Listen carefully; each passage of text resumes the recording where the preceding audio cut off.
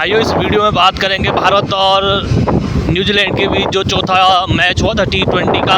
ऐसा लग रहा था कि भाई भारत उस मैच को जीतना नहीं चाहती थी, बस वो एक्सपेरिमेंट कर रही थी। जिस तरीके से एक बैट्समैन को पहले तो भारत ने शॉट खिलवाया, वहाँ पे ईशान किशन को खिलवाया नहीं। शायद कमेंट्री में भी ये कह रहे थे कि शायद वो इंजर्ड हो सकते हैं या कुछ उन्हें तकलीफ हो, इसीलिए उन्हें खिलवाया ना हो।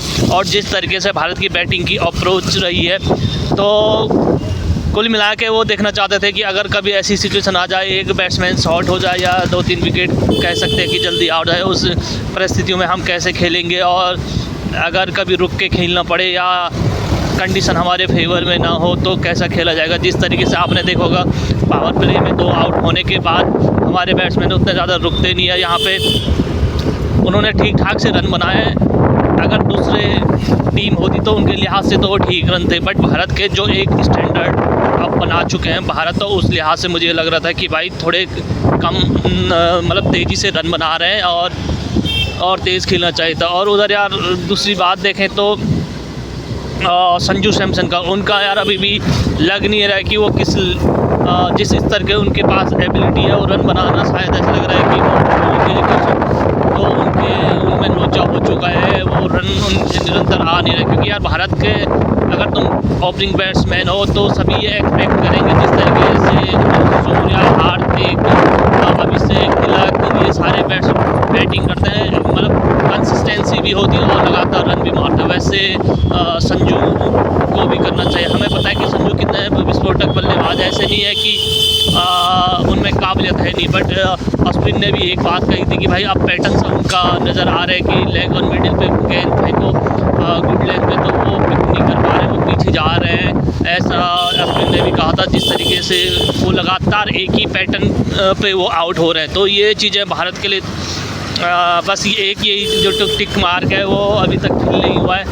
आप देखते हैं 5वें मैच में क्या संजू को रेस्ट दिया जाए या उन्हें मिडिल में खिलाया जाएगा, क्या करते हैं उनके साथ। और जब मैं बात करूँ कि एक्सपेरिमेंट का, आपने देखा होगा रिंकी सिंह को लगातार पिछले साल भी मौके मतलब मिले थे, पर उन्हें गेंद खेलने का उन्हें ज़्यादा मौका मिला नहीं। 40 बॉल खेली थी उन्होंने पूरे साल भर में, और इस बार उन्होंने इस मैच में देखा होगा आपने, उन्हें प्रमोट करके ऊपर भेजा है और ठीक ठाक सी वो पारी खेल ली थी। जो उन्होंने पारी खेली, ठीक ही पारी खेली थी, वहाँ पे विकेट किया था। उस लिहाज से उन्होंने आते ही 2 छक्के भी मारे और साथ में जिस तरीके से सिंगल डबल और अपनी पारी को वो सही तरीके से आगे बढ़ा रहे थे। अब विस्फोट करने का नौबत आया, वहाँ पे वो आउट हो गए। तो जिस तरीके से रिंकू भाई आउट हुए ना, वो बड़ा यार अजीब गरीब सिचुएशन सी लगी मुझे। क्योंकि उससे पहले आपने देखा वो टैप करके जिस तरीके से लेग में भी मारे थे, उनके मारे थे लेग में, बट जब वो आउट हुए तो ऐसा लगा कि भाई उनके 2 माइंड हो गए। या तो वो सोच रहे हैं कि वो पुल कर लें या फिर स्वीप कर लें, पता नहीं अजीब सा। फिर उन्होंने ये लास्ट में ये लगा कि भाई बॉल आ रही है तो इसे टैप करके सिंगल बटोलेगा, पर बॉल इतनी ज़्यादा उछली नहीं और सीधा LBW आउट हो गई। तो ये अजीब सी स्थिति हो गई थी वहाँ पे।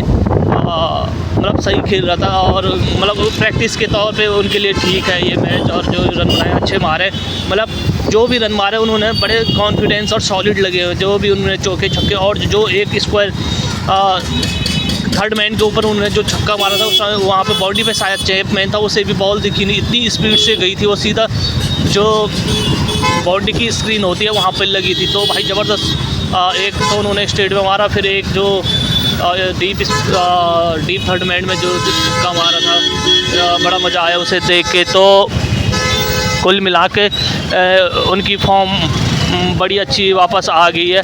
और उसके साथ जो मैं एक बात कहता हूँ कि एक सबसे अच्छी स्टेबल पारी खेलते हैं शिवम दुबे। जिस तरीके से उन्होंने कल भाई पारी खेली ना, आते ही चौके छक्के, पहले बॉल में उन्होंने 101 मीटर का जो छक्का मारा, और इस सीरीज़ में मुझे लग रहा है कि सबसे लंबा छक्का भी उन्हीं का है शायद। 101 मीटर का उन्होंने छक्का मारा है और पहली बॉल से दिखा दिया था कि भाई आज दिन उनका है और वो क्या कर सकते हैं। और जिस तरीके से उन्होंने सोडी को धोया, एक ओवर में शायद 27 रन पड़ गए थे उनके, 3 छक्के और 2 चक्के हमारे, डबल और वाइड सिंगल भी आया। तो सोडी को उन्होंने अच्छे खासे लंबे हाथ से लिया और बता दिया कि किस तरीके के भाई वो खप्पू बल्लेबाज है, स्पिनर को कैसे वो खींच सकते हैं उनका मीटर। और ये कल के मैच में हमें देखने को मिला। जिस तरीके से एक टाइम तो ऐसा लग रहा था कि अभिषेक शर्मा का वो रिकॉर्ड तोड़ देंगे और 14 बॉल में ये भी शायद मुझे ये लग रहा था कि भाई 50 ना मार दें, बट वो बॉल उनसे मिस हो के उनके पैड पे लगी और अंपायर ने भी उसे एलबीडब्ल्यू आउट दे दिया था। बट शिवम को पता था कि उनके बैट से बॉल लगी और उन्होंने सीधे ही वो ले लिया, रिव्यू ले लिया और वो बच गए। और उसके अगली बॉल में उन्होंने फिर बाउंड्री मार के अपना जो अर्धशतक पूरा किया। भाई ये भारत का थर्ड मतलब फास्टेस्ट T20 50 होगी। ये पहली बार ऐसा हो रहा है कि जहाँ पे रिकॉर्ड बने एक सीरीज़ में। पहले अभिषेक शर्मा ने 14 बॉल में 50 मारी थी और हार्दिक पांड्या का 16 बॉल का रिकॉर्ड तोड़ा था। और हार्दिक पांड्या ने भी पिछले जो सीरीज़ हुई थी साउथ अफ्रीका के, उसमें 16 बॉल में 50 मारी थी। और आज इस सीरीज़ में ये दोबारा हुआ कि हार्दिक पांड्या का रिकॉर्ड तोड़ा है, 15 बॉल में 50 मारी है शिवम दुबे ने। तो भाई शिवम दुबे ने बड़ी एंटरटेनिंग पारी खेली। 280 के शायद उनका स्ट्राइक रेट था। 20 बॉल में उन्होंने शायद 20-21 बॉल में उन्होंने 60 रन बनाए। तो कुल मिला के सभी कंटेनमेंट किया यहाँ पे शिवम दुबे, जो एक विस्फोटक अभी तक पारी देखनी थी शिवम दुबे के बल्ले से वो आज दिख गई। क्योंकि इससे पहले वो मतलब 23 तो खेलते थे पर उनका जो स्ट्राइक रेट होता था वो 150-160 के अराउंड ही होता। पर कल के मैच में उन्होंने जिस तरीके से रन मारे हैं, 280 का उनका स्ट्राइक रेट आया। तो भाई ये ज़रूरत थी भारत को। और अब सभी बल्लेबाज हैं कि जिन्होंने अच्छी वो कर ली है, मतलब अच्छी बड़ी तेज़ पारियाँ खेल ली है। तो ये आगे जाके जब वर्ल्ड कप होएगा तो भारत को वहाँ पे बहुत ज़्यादा मदद करेगा कि ऐसी सिचुएशन हो जहाँ पे जैसे कल 2 विकेट गिरे, अभिषेक शर्मा पहली बॉल पे आउट हुए, उसके साथ जो सूर्या भाऊ का उन्होंने ज़बरदस्त कैच पकड़ा, पहला कैच तो उनका आपने देखा होगा कि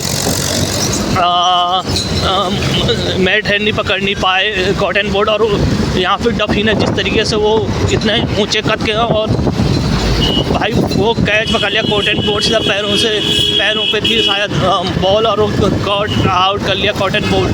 तो सूर्य का और अभिषेक शर्मा का दिन तो अच्छा नहीं रहा, बट उसके अलावा भी हार्दिक पांड्या भी कुछ कर नहीं पाए, 5 बॉल में 2 रन बना के आउट हुए।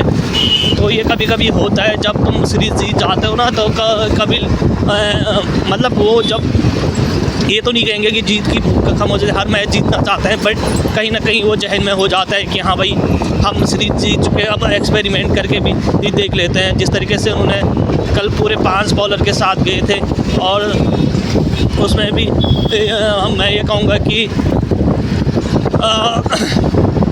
जो हमारे बॉलर थे उनके मतलब दिन कुछ ज़्यादा अच्छा नहीं है। ख़ास तौर पे हर्षित राणा का जिस तरीके से उन्होंने 50 रन उठाए और बैटिंग में भी वो कर नहीं पाए। और आपने देखा होगा अगर मैच तो पूरे बैटिंग में वो फ्रस्ट्रेटेड लग रहे थे कि उनके बल्ले से बैट नहीं लग रहा है, जबकि वो अच्छे खासे हिट मार सकते हैं। सबको पता है, उन्होंने पिछले सीरीज़ में भी किया है और बहुत से मैच है उसमें किया है।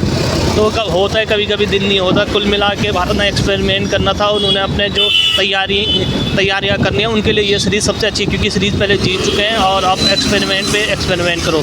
तो भाई ये था भारत का हाल। अब आगे मिलते हैं दूसरी वीडियो में, शाम की वीडियो में, उसमें बात करेंगे भारत, पाकिस्तान और बांग्लादेश के क्रिकेट बोर्ड के बीच जो गहमा गहमी चल रही है उसमें क्या क्या आगे हो सकते हैं। पाकिस्तान वाले वहाँ से अपने क्या कहते हैं वहाँ पे एक से एक अनाउंसमेंट करने कि फ्राइडे या मंडे तक देखते हैं क्या होता है। चलो इन सब पे बात करेंगे शाम वाली वीडियो में। ठीक है भाई, मिलते हैं अगली वीडियो में, बाय।